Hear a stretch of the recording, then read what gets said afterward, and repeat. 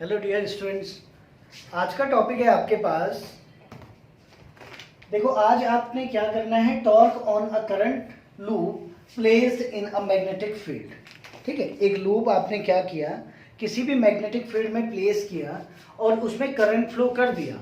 तो इसके क्या, देखो इसके क्या इफेक्ट थे आपके पास, कुछ ना कुछ आपको रिजल्ट मिला होगा, कंक्लूजन मिला होगा। तो सपोज मैंने क्या कह दिया, ये हमारे पास एक लूप है।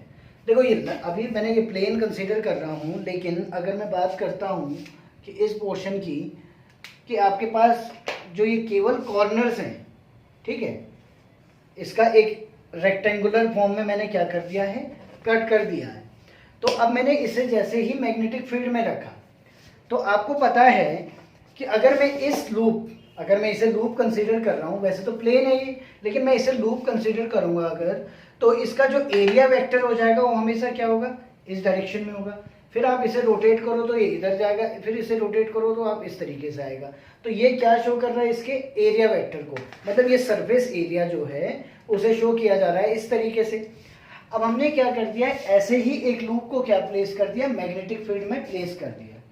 ठीक है, लेकिन हमने क्या देखा कि मैग्नेटिक फील्ड और इसके बीच, मैग्नेटिक फील्ड सपोज हमारे पास क्या है, इस तरीके से किसी एंगल पे ये मैग्नेटिक फील्ड ब्लू मार्कर को शो हो रहा है। ठीक है, इसका मतलब हमने क्या कर दिया, इसे कुछ इस तरीके से टिल्टेड फॉर्म में इसे प्लेस कर दिया, जिससे कि आपके पास मैग्नेटिक फील्ड ये है। अब देखो क्या होता है, जैसे ही आपने क्या किया, इसमें करंट फ्लो कर दिया, ये लूप बना हुआ है, जैसे ही आपने क्या कर दिया, इस लूप में करंट फ्लो कर दिया, तो ये क्या करना स्टार्ट करेगा, जो मैग्नेटिक फील्ड में किसी करंट कैरिंग कंडक्टर को रखने पे उस पर क्या हो जाता है, एक मैग्नेटिक फोर्स काम करता है। तो यहाँ भी इस लूप पे एक मैग्नेटिक फोर्स काम करेगा जो इसे रोटेट करने का काम करेगा।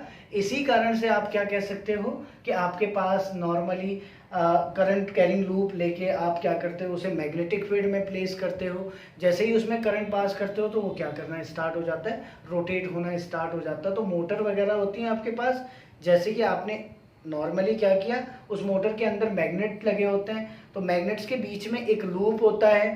ठीक है, उस लूप में करंट फ्लो किया जाता है, तो वो क्या करना स्टार्ट कर देता है, रोटेट होना स्टार्ट कर देता है। तो आपको पता है कि कोई भी ऑब्जेक्ट रोटेट कब होगा, जब उस पर एक फिक्स और एक फाइनाइट क्वांटिटी का टॉर्क उस पर काम करेगा। ठीक है, तो टॉर्क क्या है आपके पास, जिस तरीके से लीनियर मोशन में आपको फोर्स की रिक्वायरमेंट होती है, उसी तरीके से आपको रोटेशनल मोशन में टॉर्क की रिक्वायरमेंट होती है। ठीक है, तो ये कंसेप्ट था आपके पास जिसपे कि आज हमें काम करना है। ठीक है, अब नॉर्मली टॉर्क निकालने के लिए हमने क्या कर दिया, एक ABCD एक रेक्टेंगुलर लूप किसी मैग्नेटिक फील्ड में क्या कर दिया, प्लेस कर दिया है। और यहाँ देखा हमने कि जो एरिया वेक्टर और जो मैग्नेटिक फील्ड है, उन दोनों के बीच का एंगल क्या है हमारे पास, थीटा। एरिया वेक्टर YN से शो हो रहा है, मैग्नेटिक फील्ड B से शो हो रहा है। ठीक है, तो आपने क्या कह दिया कि अगर मैं इसके दो पॉइंट और कंसीडर कर दूं इस रेक्टेंगुलर लूप के, एक ये वाला पॉइंट, एक ये वाला पॉइंट, और दो और कंसीडर कर दूं इस पॉइंट पे, तो आप क्या कह सकते हो, इन पॉइंट्स पे आप फोर्स निकाल सकते हो, किसकी हेल्प से, अगेन वही लेफ्ट हैंड रूल से आप फोर्स निकाल सकते हो कि आपके पास करंट की डायरेक्शन भी आपको पता है, मैग्नेटिक फील्ड की डायरेक्शन भी आपको पता है। तो आप नॉर्मली क्या कह सकते हो कि आपके पास क्या हो जाएगा, फोर्स की डायरेक्शन कैलकुलेट हो जाएगी। अब देखिए, फोर्स की डायरेक्शन कैलकुलेट करने के लिए दोबारा से हम इसी प्रोसीजर पे जाते हैं। ठीक है, ये आपके पास क्या है, जो आपके पास फोर फिंगर है, ये फोर फिंगर किसे शो कर रही है, मैग्नेटिक फील्ड को शो कर रही है। ये सेंट्रल फिंगर किसे शो कर रही है, ये किसे शो कर रही है, थोड़ा सा रिमाइंड करो, ये करंट को शो कर रही है। तो आपको पता है कि थंब किसे क्या रिप्रेजेंट करेगा, ये मैग्नेटिक फोर्स को रिप्रेजेंट करेगा। तो कुछ इस तरीके से है ये सिस्टम। ठीक है, तो कुछ इस तरीके से है। तो इसी सिस्टम को बनाने के लिए दोबारा मैंने क्या कर दिया, ब्लू मार्कर से मैंने मैग्नेटिक फील्ड को और ब्लैक से मैंने किसे, करंट को शो कर दिया। तो जो हमारे पास फोर्स लगेगा वो कुछ इस तरीके से लगेगा, ब्लू मैग्नेटिक फील्ड है, ठीक है, ब्लैक आपके पास क्या है, करंट है। तो यहाँ पे आप क्या कह सकते हो कि AB ब्रांच में जो फोर्स लगेगा वो बाहर की तरफ लगेगा। ठीक है, अब इन्होंने क्या कर दिया, अब करंट की डायरेक्शन क्या हो गई, चेंज हो गई। अब करंट की डायरेक्शन चेंज हो गई ऊपर को, इस वाली ब्रांच में, CD ब्रांच में, लेकिन मैग्नेटिक फील्ड आपके पास सेम है। अब फोर्स कहाँ को लगेगा, अंदर को लगेगा। ठीक है, तो मैंने यहाँ पे कह दिया कि यहाँ पे फोर्स ये है आपके पास F, यहाँ पे फोर्स अंदर को लग रहा है F। ठीक है, लेकिन दो ब्रांचेस हमारे पास और हैं, दो ब्रांचेस और हैं। अगेन हम क्या कर सकते हैं कि करंट की डायरेक्शन किससे है हमारे पास, ये ब्लैक मार्कर से, ब्लू से हमारे पास मैग्नेटिक फील्ड है। ठीक है, तो आप इसके लिए निकाल सकते हैं। इसके लिए निकालने के लिए आप क्या कर सकते हैं, आपके पास मैग्नेटिक फील्ड तो ये है डायरेक्शन में, ठीक है, और करंट आपके पास क्या हो जाएगा, ये कुछ इस तरीके से, करंट की डायरेक्शन ये है तो फोर्स यहाँ पे ऊपर को लगेगा। अब इस केस में आपने क्या कहा, मैग्नेटिक फील्ड ये है आपके पास, लेकिन करंट आपके पास क्या हो जा रहा है, इस डायरेक्शन में लग रहा है। तो आप दोनों केसेस में क्या कह सकते हो कि आपके पास यहाँ फोर्स क्या हो जाएगा, अप साइड लग जाएगा। ठीक है, और यहाँ फोर्स आपके पास क्या आ जाएगा, डाउनवर्ड डायरेक्शन में आ जाएगा। लेकिन यहाँ पे हमारे पास AD and BC, AD and BC में हमारे पास फोर्स के लिए सेम लाइन ऑफ एक्शन है, same line of action force के लिए क्या है आपके पास, कॉमन है या सेम लाइन ऑफ एक्शन है फोर्स के लिए, तो दे कैंसल वन अनदर्स इफेक्ट। दोनों एक ही अपोजिट डायरेक्शन में काम कर रहे हैं, तो ये दोनों एक दूसरे का क्या करेंगे, इफेक्ट को कैंसिल कर देंगे। तो हमें इनके मैग्नीट्यूड को निकालने की जरूरत भी नहीं है। लेकिन अगर हम बात करते हैं ये वाला फोर्स, इसे मैंने कह दिया FAB और इसे कह दिया मैंने FCD, तो आप क्या कह सकते हो, इफ आपने क्या कह दिया, AB is equal to CD is equal to आपके पास क्या है L, लेंथ अगर सेम है, करंट आपके पास सेम फ्लो हो रहा है, तो आपके पास फोर्स भी क्या हो जाएगा, सेम हो जाएगा। ठीक है, फोर्स भी आपके पास क्या हो जाएगा, सेम हो जाएगा। तो जब सेम फोर्स होगा तो आप एक फोर्स की कैलकुलेशन कर सकते हो। एज वी नो दैट, हमें एक और चीज पता है कि F इज इक्वल टू क्या होता है, BIL या फिर BLB।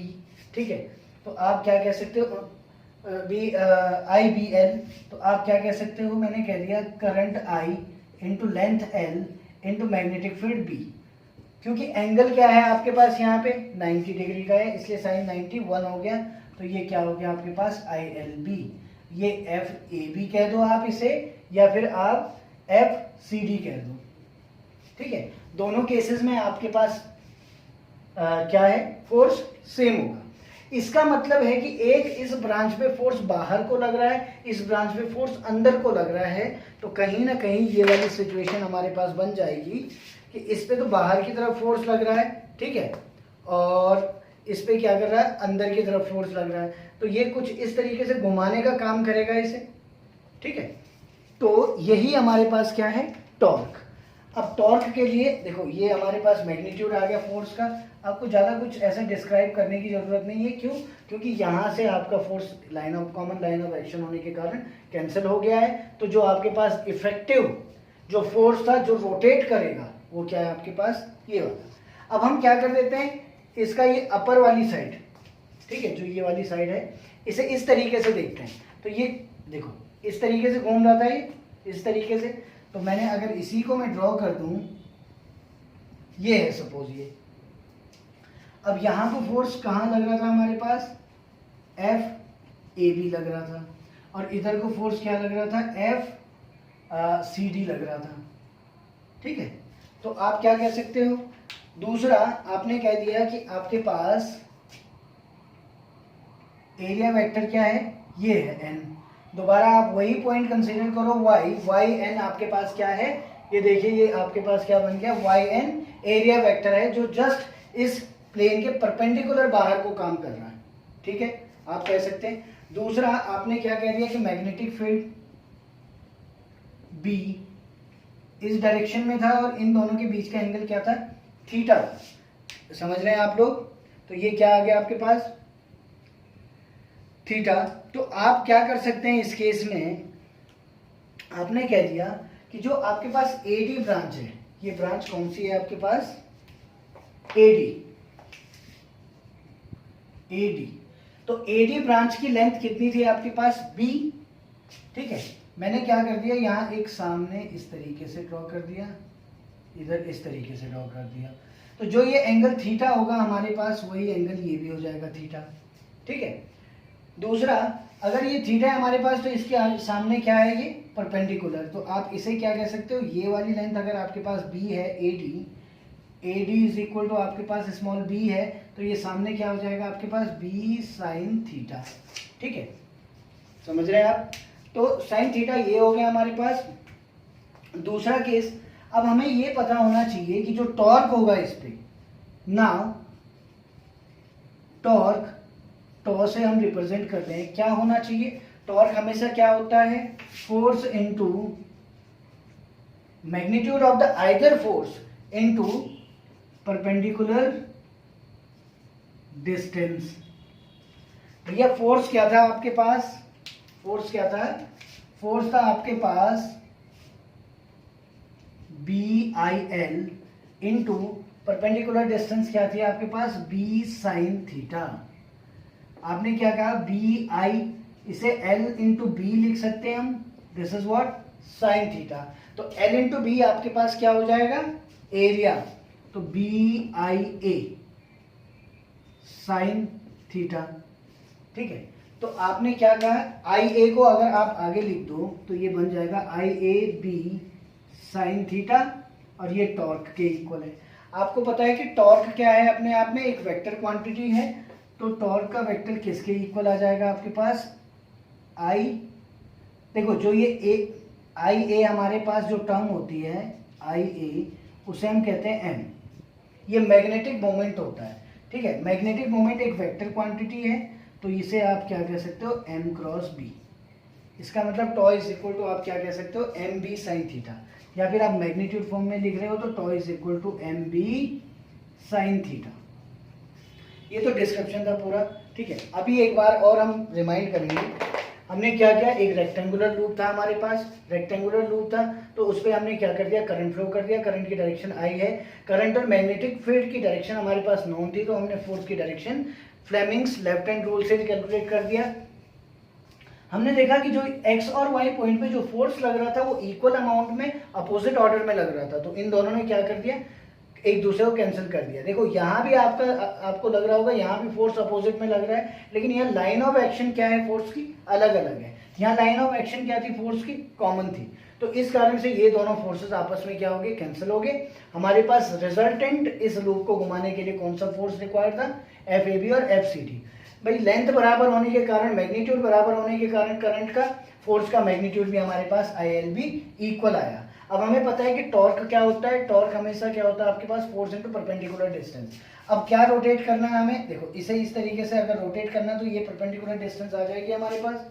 जब ये परपेंडिकुलर डिस्टेंस आ जाएगी तो आप इजीली क्या कह सकते हो कि आप टॉर्क निकाल सकते हो, तो B I L into B sine theta. B sine theta क्यों हुआ, देखो पहले तो आपके दिमाग में याद होगा ये थीटा, ये थी, ये ज्योमेट्री के थ्रू दूसरे किसी लेक्चर में आपको अलग से समझाऊंगा इस चीज को। ठीक है, लेकिन थोड़ा सा आप दिमाग लगाएंगे तो ये किसके थ्रू आपके पास, सपोज ये वाला एंगल अल्फा ले लीजिए आप। अच्छा, ये वाला एंगल अल्फा ले लेंगे आप, तो उस हिसाब से आपके पास ये वाला एंगल भी क्या हो जाएगा, अल्फा हो जाएगा। इस केस में आपके पास ये कॉस की टर्म में भी आपके पास आंसर आ सकता है। ठीक है, तो दूसरा आपने क्या कह दिया, इसे इस तरीके से नॉर्मली दोनों पॉइंट पे ए और डी पे फोर्स लग रहा है जो इसे रोटेट करने की कोशिश कर रहा है, तो परपेंडिकुलर डिस्टेंस हमारे पास ये हो जाएगी क्योंकि इस तरीके से रोटेट होगा। तो आपने क्या कह दिया कि परपेंडिकुलर डिस्टेंस आपके पास क्या है, बी साइन थीटा, क्योंकि थीटा ये है तो इसके सामने परपेंडिकुलर हो जाएगा। तो इस केस में आपके पास क्या हो गया, टॉर्क आ गया B I A sine theta. I A का जो प्रोडक्ट होता है वो मैग्नेटिक मोमेंट है। ठीक है, तो मैग्नेटिक मोमेंट आपके पास m आ गया, तो tau is equal to M B sine theta, या फिर आप इसका क्या कर सकते हैं, इसे क्रॉस प्रोडक्ट कह सकते हैं। तो ये आपके पास क्या हो गया, tau is equal to M cross B. ठीक है, तो नेक्स्ट जो लेक्चर होगा आपके पास वो आएगा moving coil galvanometer. Thank you.